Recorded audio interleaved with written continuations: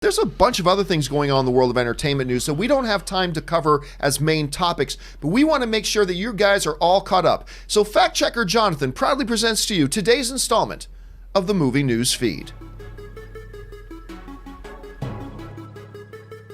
First up, Django Unchained already feels like an epic with a 2-hour and 45-minute runtime. However, it looks like we're about to get even more Django, about 30 minutes more. Slash Film reports, released in 2012, Django Unchained was nominated for 5 Oscars and became Quentin Tarantino's highest-grossing movie, with $425 million worldwide. However, it seems like Tarantino is not done tinkering with the film. Speaking with Slash Film to explain his recent decision to recut The Hateful Eight into a miniseries on Netflix, he said the following. But for instance, like Django Unchained, I've actually cut a director's cut of Django. That's about like 3 hours and 15 minutes or 3 hours and 20 minutes, something like that. That's one I wouldn't do as a miniseries, because it would just be better as a movie. I thought about that idea, but that would just work better as one movie. Just a long one as far as I was concerned. So I've actually done that. We're just kind of waiting some time after Once Upon a Time in Hollywood, and we'll release that eventually.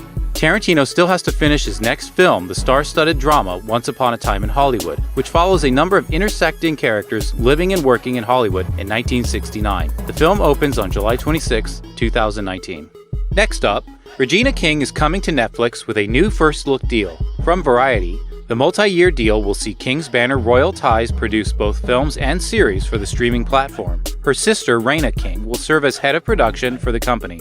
King and Royal Ties previously had a production deal at ABC. Speaking about the deal, Ted Sarandos, Netflix chief content officer, had this to say. Regina King is a multifaceted talent, both behind and in front of the camera. She's been a trailblazer for years, with boundless creativity and impeccable taste in projects, and we couldn't be more thrilled that she will bring her formidable talents to Netflix. The news continues a stellar year for King, who won the Academy Award for Best Supporting Actress for her performance in If Beale Street Could Talk. Next up, speaking of Netflix, it has been reported that the streaming service has optioned feature rights to Jason Rekulek's young adult novel, The Impossible Fortress, for Aggregate Films and Gold Day to produce. The author will also adapt the novel. From Deadline, Jason Bateman, who heads up Aggregate Films, entered into a first-look, multi-year deal with the streaming service for film and television. Rekulek's debut novel is set to offer a celebration of old-school computer programming, 1980s pop culture, and the last great days of life before the internet.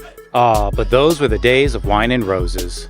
Next up, Lionsgate has signed a first-look film and television deal with acclaimed long-shot director Jonathan Levine. One of the projects already in development by Lionsgate Television is a Warm Body series adaptation with Levine's new production company, Megamix. From ComingSoon.net, Levine directed the 2013 rom-com horror feature that was adapted from the novel by Isaac Marion and grossed over $115 million at the worldwide box office. Along with the new TV series, Lionsgate will work with the team at Megamix to develop a diverse range of film and television projects as part of their long-term deal with the studio. Levine has a long history with Lionsgate, going back to 2011's comedy drama 50/50, starring Seth Rogen and Joseph Gordon-Levitt.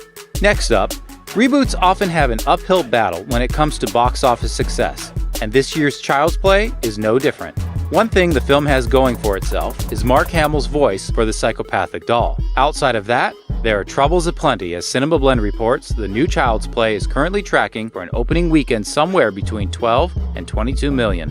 Part of the reason the movie might find it difficult to have a strong opening weekend is that it's opening against a major tentpole release, Pixar's Toy Story 4. Now, this is good counter-programming. However, Pixar is known for its broad popularity and may pull over some of those horror fans that would have otherwise gone to see Child's Play. Another problem facing the film lay in its second weekend, when it faces another horror film, Annabelle Comes Home, part of the extremely popular Conjuring franchise. Both of these films have to compete for the same audience, and Child's Play will have already lost its opening weekend edge. Ultimately, the film's success resides with the audience. The reboot likely needs the franchise fans in order to succeed, but if large numbers of them stay away because they don't like the idea of the series being rebooted in the first place, the film could be in serious trouble. The new Child's Play arrives in theaters June 21st. And finally, fans of Anchorman, I have some sad news to report. If you were holding out hope for a third installment to the franchise, it seems one more nail in the coffin has been hammered in. As Joe Blow reports, Christina Applegate, who played Veronica Corningstone for both the 2004 original Anchorman: The Legend of Ron Burgundy and its 2013 sequel, Anchorman 2: The Legend Continues, highly doubts we'll ever get another chapter of the kooky comedy. The actress said in a recent interview, "I highly doubt it at this point. Now that McKay has got some Oscars on his shelf, I don't know if we're going to go back and revisit Anchorman. I would never say never, though. Honestly, working with those boys is the highlight of my life. My boys were the most genuine, incredible, respectful, just talented group of dudes. Granted, Applegate didn't say never. However, the chances do seem very slim." As for Applegate, she's preparing to star alongside Linda Cardellini for the upcoming Netflix series Dead to Me. And that will do it for today's installment of the Movie News Feed.